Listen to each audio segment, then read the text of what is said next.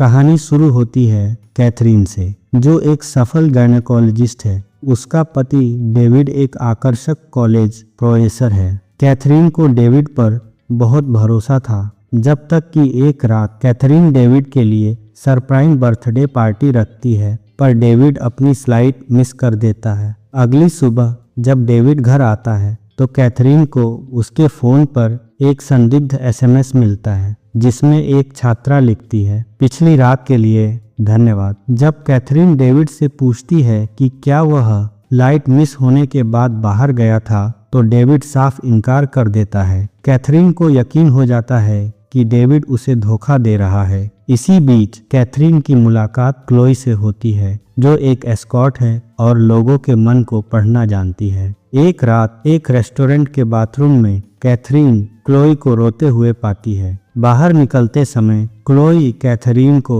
एक hair pin देने की कोशिश करती है, जिसे कैथरीन मना कर देती है। कैथरीन अपनी ऑफिस की खिड़की से क्लोई को एक बार में ग्राहकों से मिलते हुए देखती है। शक की आग में जल रही कैथरीन अगले ही दिन क्लोई से मिलती है और उसे डेविड की वफादारी जांचने के लिए हायर कर लेती है। कैथरीन क्लोई को डेविड की कॉफी शॉप पर भेजती है। क्लोई वापस आकर बताती है कि डेविड ने हल्का सा फ्लर्ट किया। कैथरीन संतुष्ट नहीं होती और क्लोई को डेविड से दोबारा मिलने के लिए पैसे देती है। कुछ ही दिनों में क्लोई वापस आती है और दावा करती है कि डेविड ने उसके साथ एक ग्लास हाउस में मेक आउट सेशन किया। कैथरीन टूट जाती है, लेकिन अजीब तरह से रोमांचित भी होती है। वह अपने ही शॉवर में डेविड और क्लोई की कल्पना करती है। बात यही नहीं रुकती। क्लोई कैथरीन को एक होटल के कमरे में बुलाती है और दावा करती है कि कुछ घंटे पहले उसने डेविड के साथ शारीरिक संबंध बनाए हैं। क्लोई के प्रति अजीब आकर्षण में बदल जाता है। अचानक क्लोई कैथरीन को किस करती है।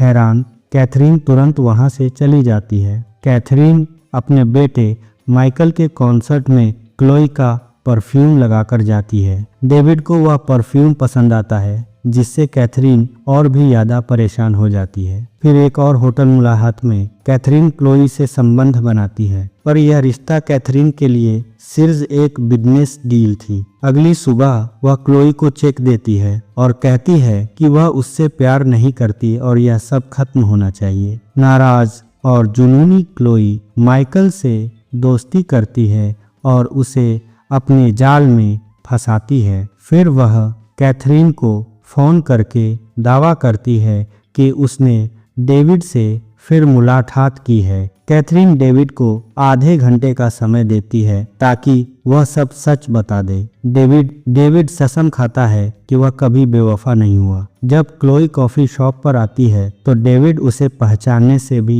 इनकार कर देता है। कैथरीन को समझ आता है कि क्लोई ने सब झूठ बोला था और वह उसे प्यार करने लगी है। कैथरीन घर जाकर डेविड को सब कुछ बता देती है। वह माफी मांगती है और कहती है कि उम्र के साथ वह डेविड के लिए अदृश्य इनविजिबल महसूस करने लगी थी। डेविड उसे गले लगाता है और वे फिर से एक हो जाते हैं। ईर्ष्या से पागल हुई क्लोई कैथरीन के घर पहुंचती है और कैथरीन को अपने ही बेडरूम में माइकल के साथ आपत्तिजनक हालत में मिलती है। माइकल के जाते ही क्लोई कैथरीन पर चिल्लाती है और आरोप लगाती है कि कैथरीन ने उसे इस्तेमाल किया और फेंक दिया, जैसे उसके बाही क्लाइंट करते हैं। क्लोई चिल्लाती है कि वह कैथरीन से प्यार करती है और उसने माइकल के साथ संबंध इसलिए बनाए क्योंकि वह माइकल में कैथरीन को देखती थी। कैथरीन मांझी मांगती है और क्लोई आखिरी किस और हेयरपिन मांगती है। जैसे ही वे किस करते हैं, माइकल वापस कमरे में आ जाता है। गुस्से में कैथरीन क्लोई को एक बड़ी खिड़की की तरफ